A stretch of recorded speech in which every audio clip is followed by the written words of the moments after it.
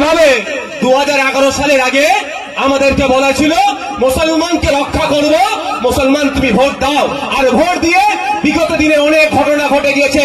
গতকালকে কলকাতার বেহালাতে একটি মুসলিম মহিলা বোরকা পরে গিয়েছিল, ওখানে দাঁড়িয়ে এক ভদ্রলোক বলতে বাধ্য হচ্ছি, রাজনীতি করছি না, নাহলে তো অন্য কিছু বলতাম।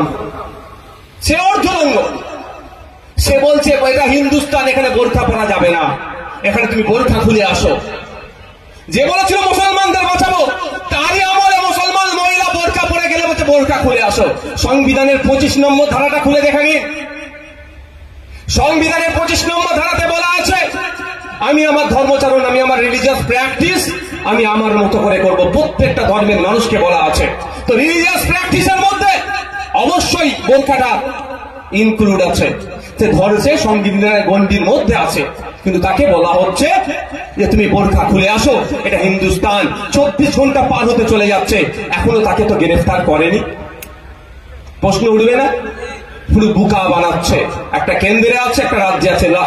কেন্দ্রের বললে খুব মজা লাগে শুনতে, আর রাজ্যের বললে অনেকের বুক ফাটে। কেন বলো তো ভাই? এটা খারাপ জিনিস। অন্যায় অন্যায়, আমি অন্যায় করলে আমারও বিরুদ্ধে আপনাকে বলবেন। যাক, সে প্রসঙ্গে যাচ্ছি না, ফিরে আসি। তো যখনই আমরা কথা বারবার বলছি যে আপনি বলেছিলেন হিন্দুকে রক্ষা করব, আর আপনার আমলে আমার হিন্দু ভাই কেন খুন হয়েছে, আপনাকে জবাব দিতে হবে। এবং এই খুন হয়ে যাওয়ার পিছনে কোন গাদ্দার গুলো আছে, যেই গাদ্দার গুলো ওই জঙ্গি গুলোকে আমার দেশে আসতে সহযোগিতা করলো, আমার হিন্দু ভাইদের খুন করতে সহযোগিতা করলো, সেই গাদ্দার গুলোকে খুঁজে বার করতে হবে, ফাঁসিতে ঝোলাতে হবে। আজকে আমাদের